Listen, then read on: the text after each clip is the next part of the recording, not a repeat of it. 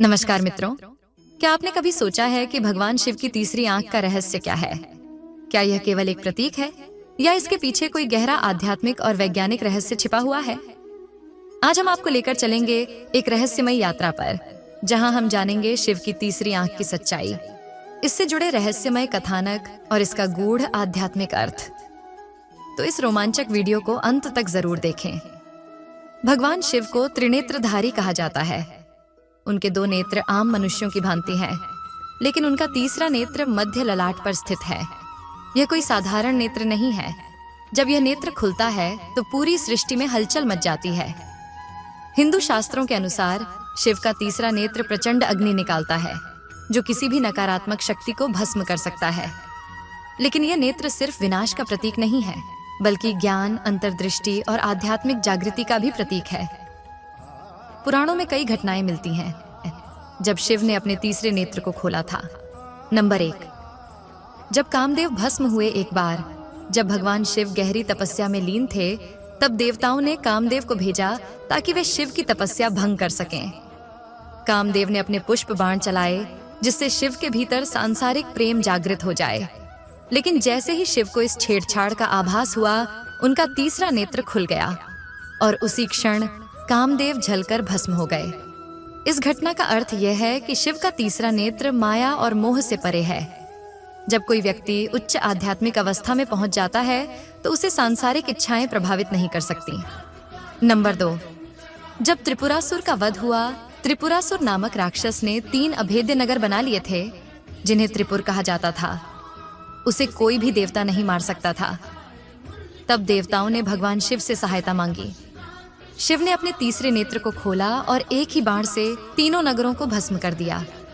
इस घटना का प्रतीकात्मक अर्थ यह है कि तीनों लोक, भौतिक संसार, सूक्ष्म संसार और कारण संसार, शिव की दृष्टि में एक समान है और उनकी दिव्य दृष्टि इन तीनों को नियंत्रित कर सकती है। नंबर 3, जब माता पार्वती से हुआ विवाद, एक कथा के अनुसार माता पार्वती ने एक दिन भगवान शिव की आंखों को पीछे से बंद कर दिया। जैसे ही उन्होंने ऐसा किया, पूरी सृष्टि में अंधकार छा गया।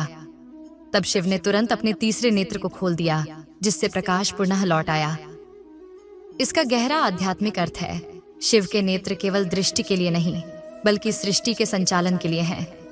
शिव का तीसरा नेत्र केवल विनाश नहीं, बल्कि सृजन का भी प्रतीक है।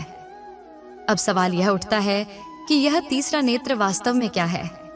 आधुनिक विज्ञान के अनुसार मनुष्य के मस्तिष्क में एक महत्वपूर्ण ग्रंथि होती है, जिसे पीनियल ग्लैंड कहा जाता है।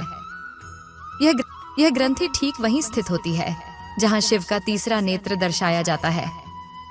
योग और ध्यान में इसे आज्ञा चक्र कहा जाता है, जो व्यक्ति को दिव्य ज्ञान, अंतर्दृष्टि और मानसिक शक्ति प्रदान करता है। जब कोई व्यक्ति गहन ध्यान और साधना करता है तो उसकी पीनियल ग्रंथि सक्रिय हो जाती है, जिससे उसे दिव्य अनुभूतियां होने लगती हैं। इसी कारण कई योगी और आशे अपनी साधना द्वारा भविष्य दृष्टा बन जाते हैं। यही कारण है कि शिव का तीसरा नेत्र केवल धार्मिक कथा नहीं, बल्कि गहरी आध्यात्मिक और वैज्ञानिक सच्चाई से जुड़ा हुआ है।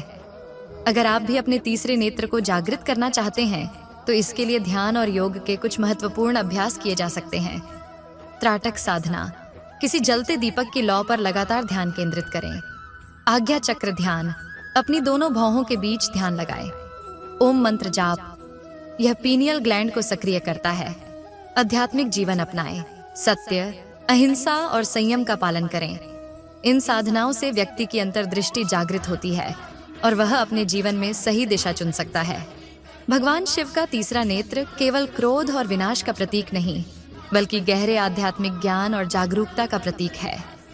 यह हमें सिखाता है कि जब हम अपने भीतर की शक्ति को जागृत कर लेते हैं तो हम किसी भी नकारात्मकता को समाप्त कर सकते हैं और अपने जीवन को प्रकाशमान बना सकते हैं।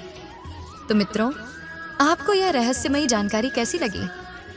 क्या आप भी अपने तीसरे नेत्र को जागृत करने के लिए प्रयास कर रहे हैं? कमेंट में अपनी राय जरूर दें और इस वीडियो को लाइक और शेयर करना न भूलें। जय भोलेनाथ।